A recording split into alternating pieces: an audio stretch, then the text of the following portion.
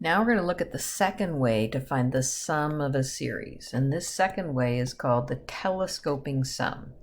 So first we need a new definition. So we're talking about the nth partial sum.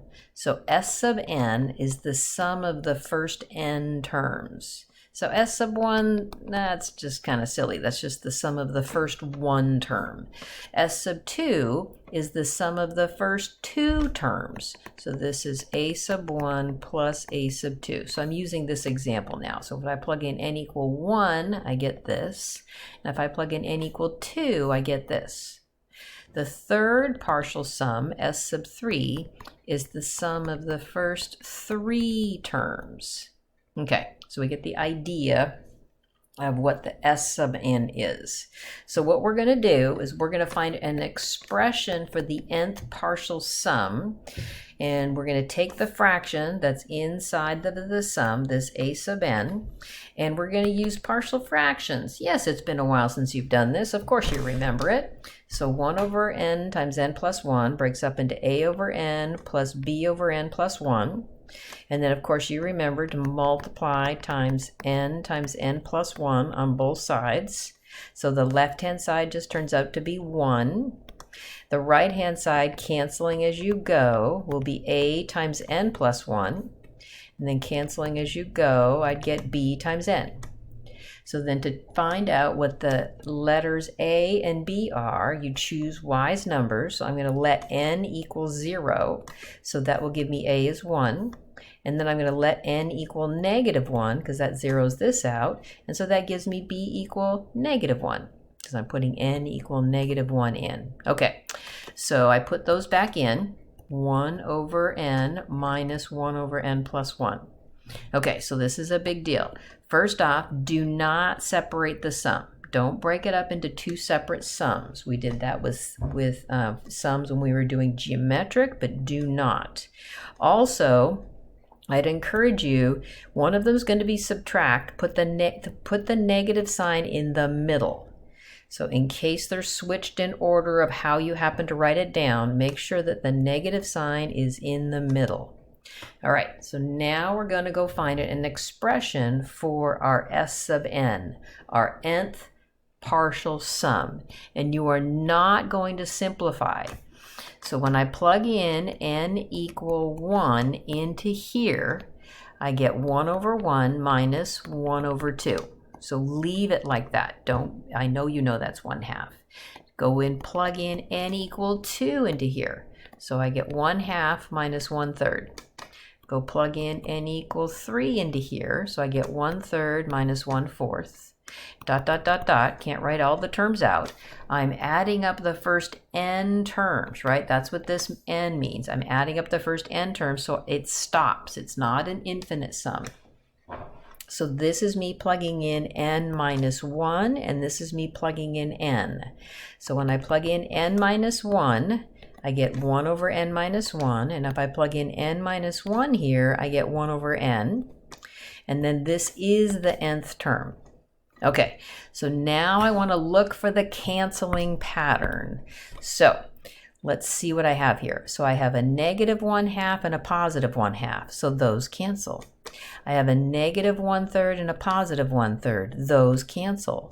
Okay, so I have to think about what's going to happen in the middle here but that I can't see. The pattern will go, this one will cancel with this one, and it'll keep going on, and then think about what's going to happen next. This last one in this group will cancel with this one here. This one, the pattern continuing, cancels with this here. So what's left after I do all of the canceling? Your S sub n will have this first term and this last term. So make sure you carry the negative sign. So this one just has two terms.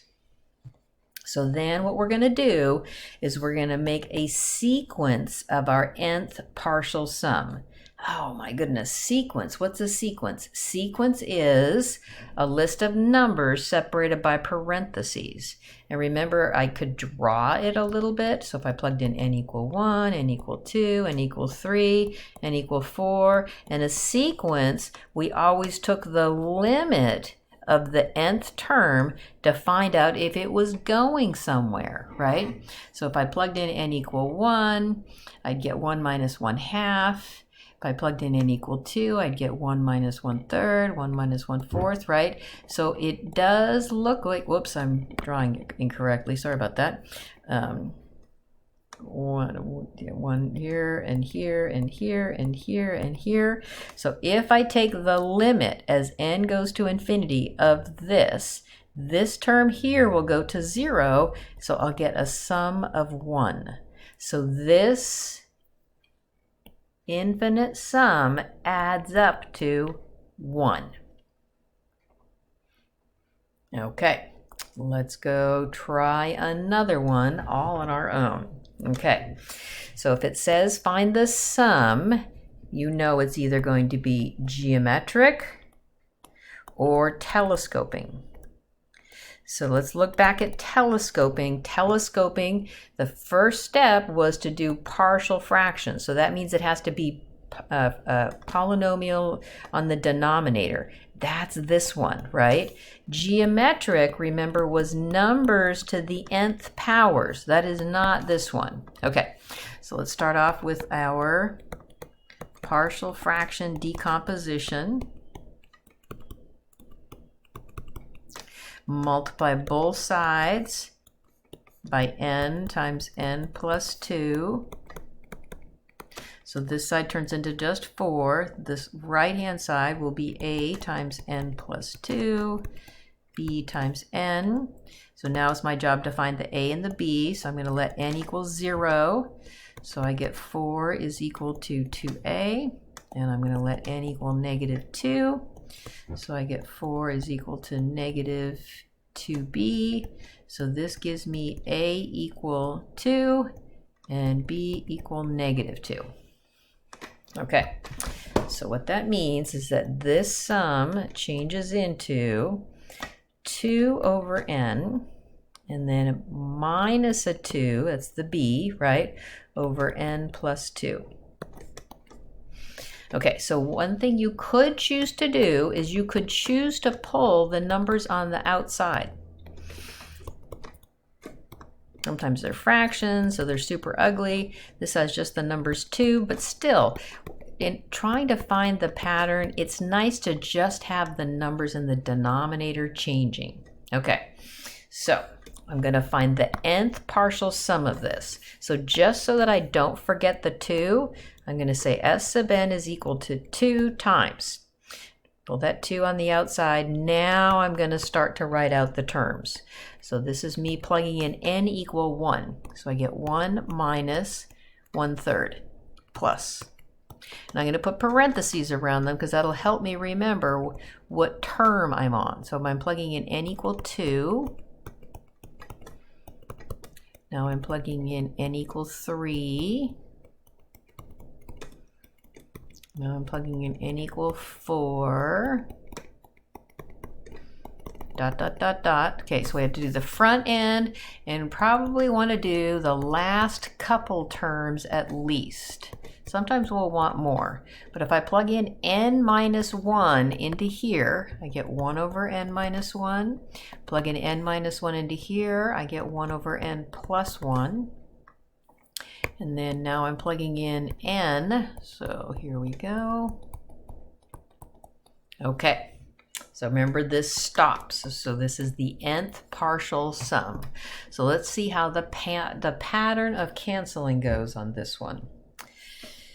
So negative 1/3 cancels with this. So last one in this group, skip a group, first one in this group.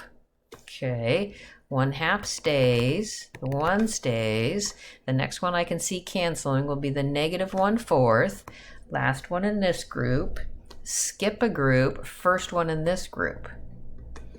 Okay, so I have to continue on with the pattern. Last one in this group, skip a group, first one in this group. Last one in this group, skip a group, first one in this group. Okay, so let's think about how the pattern of canceling goes. So I'm always coming in and canceling the first one, right?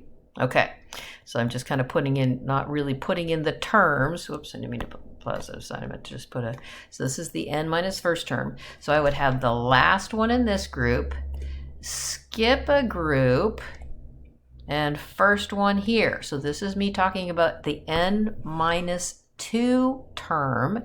So that would be me putting in n minus 2. If I wanted to see the terms, this would be n minus 2 minus 1 over n. Oh, look at that. That is that term, right? Okay, so let's keep going. So it's going to be last one in this group, skip a group, right? Last one in this group, skip a group, first one in this group. All right, so I think these two are left because the pattern ends. And it's going to be that way. If I have 2 at the beginning, I'm going to have 2 at the end. 2 left at the beginning. The pattern, if I'm writing out the S sub n, I'll have 2 left at the end. Okay, so let's write out what our S sub n is. So I've got the number 1, a positive 1/2, a negative 1 over n plus 1, and a negative 1 over n plus 2. So that's my nth partial sum. So in order to find the sum, it's the limit as n goes to infinity of my S sub n, the limit as n goes to infinity of this. So what do we know about these two terms? They go to 0. Oops, I dropped my 2, didn't I? Whoops, I meant to put the 2 in there. These two go to 0, so I have 2 times 3/2, or 3.